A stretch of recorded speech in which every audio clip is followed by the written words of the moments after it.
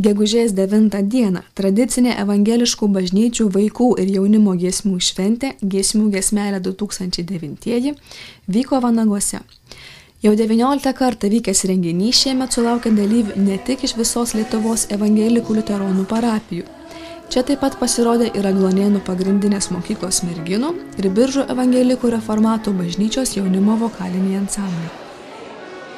Giesmių giesmelė šventėje dalyvavo Lietuvos evangelikų liuteronų bažnyčios vyskupas Mindaugas Sabutis ir Vanagų parapijos kunigas Remigijus Šemeklis, kuris su šventės dalyviais pasidalino savo apmąstymu. Sveiki visi atvykę į Vanagus, į Giesmių giesmelę šventę ir ją mes pradedame vardant Dievo Tėvo ir Sūnaus ir Šventosios Dvasios. Tarp žiūrovų taip pat buvo pastebėti kunigai Mindaugas Kairys, Liudvikas Fetingis, Darius Petkūnas, Vaidas Klesevičius, Ričardas Dokšas, Mindaugas Žilinskis ir Juozas Mišeikis. Giesmių giesmelė šventė, kurios tema buvo saugiausias gyvenimo uostas, pradėjo Klaipėdos evangelikų liuteronų parapijos mišrus vaikų choras ir vaikų darželio bitutė ugdytiniai, kurių vadovės Edita Glažaitienė ir Laura Šakurskytė Žilinskienė.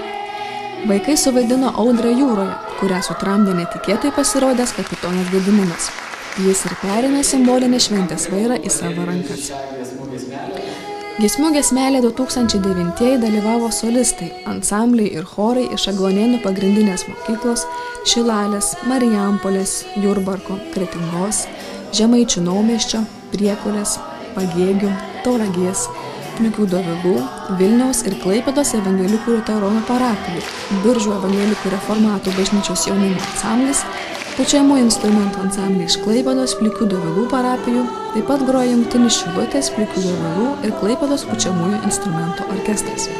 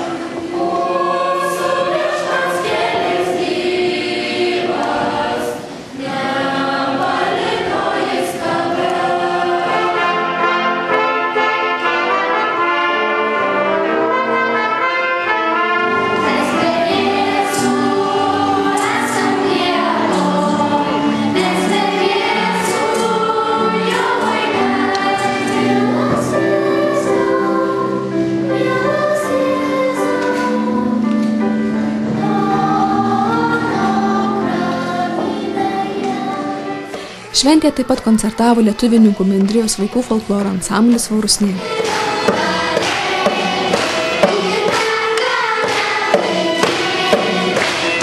Šventę organizavo Lietuvos evangeliškos bažnytinės muzikos sandrauga, Vanagų evangelikų liuteronų bažnyčia ir Lietuvininkų bendrija Mažoji Lietuva. Visi giesmių giesmelės dalyviai buvo apdovanoti organizatorių dovanėlėmis ir padėkos raštais, o saldų prizą visiems kolektyvams dovanojo kunigas Liudas Miliauskas. Kitąmet giesmių giesmelė vyks Vilkyškių evangelikų liuteronų bažnyčioje, todėl šventės simbolis buvo perduotas šios bažnyčios kunigui Mindaugui Kungiui.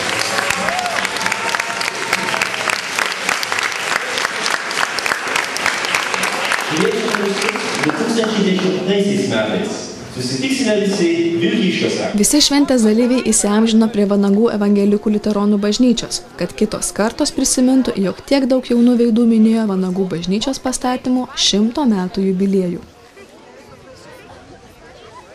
Na, o po didžiulio ir nuoširdaus vaikų kolektyvų koncerto visų laukia sotūs ir garbūs pietūs.